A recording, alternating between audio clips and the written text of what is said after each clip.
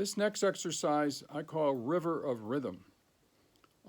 It's adapted from a book called Super Chops by a guy named Howard Roberts, who started the Guitar Institute of Technology. And this is an out-of-print book. I looked it up the other day. It's $250. You don't need the book. I will tell you my adaptation of it.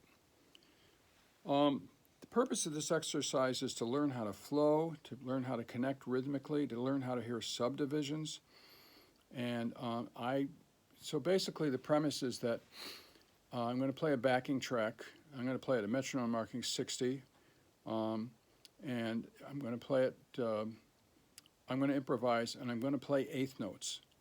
The goal would be to play this for 10 minutes at a time, nonstop. It's challenging for horn players because you got to breathe. But I'm going to just go continuous for eighth notes. I'm not going to play for 10 minutes for you, but I'm just going to give you an idea of how it will work. And I put an adaptation in that you don't have to put in, but I'm not going to stay on a note. I'm not going to allow myself to go. I'm going to have to move every eighth note. And the goal is just to keep moving, to feel the pulse. The goal is really to change your hearing so you hear eighth note subdivisions. All right? So I'm going to put on a B-flat blues, and I'm just going to go for it. And it's not, I'd rather play rhythms that feel good than play correct pitches. So that is my goal. And let's see what happens. Here we go.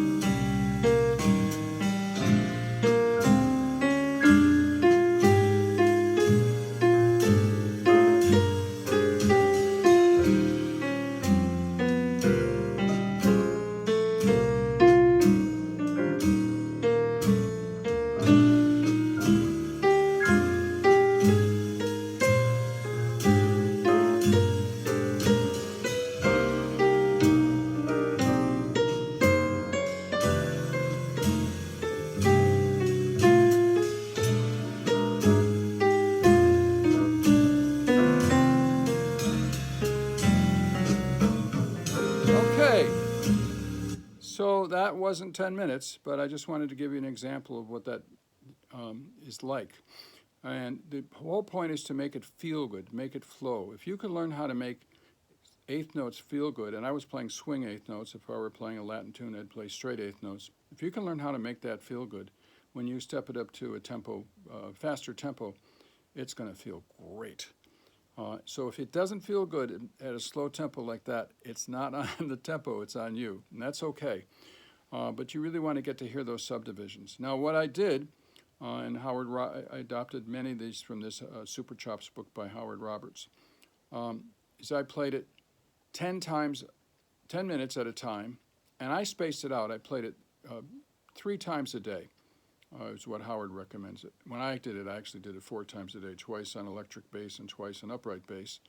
And I try to space it out. So in other words, I didn't want to do it, take a 30-minute break, 30-second break and do it again. I try to do it in the morning, in the midday, in the afternoon, in the evening, just because what you're doing is you're building muscle memory, and it's really good to space things out, I find.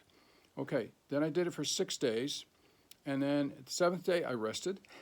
And then the next week, I chose a different set of chord changes, and I stepped the tempo up.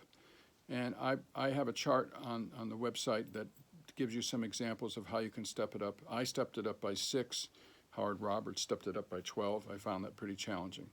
And I kept doing that. So in other words, I did the same swing eighth note exercise, but I changed the tune and I kept changing the tempo each week by 6 metronome markings.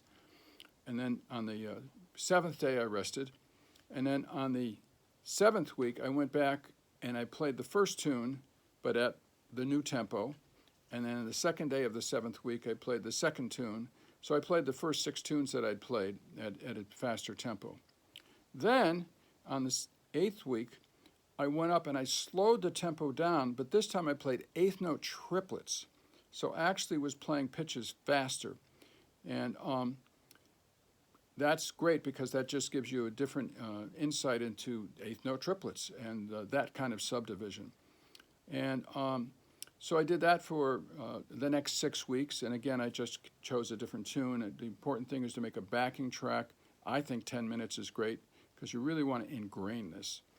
And again, try to be musical, try to make it flow, try not to repeat notes. Then after the 13th week, you can go back and play the eighth note triplets on all the 6 tunes that you did the previous 6 weeks, but just at the new tempo. And then after that, week 15 to 20, if you're up for it, you can switch between playing eighth notes and eighth note triplets. And that would sound like. And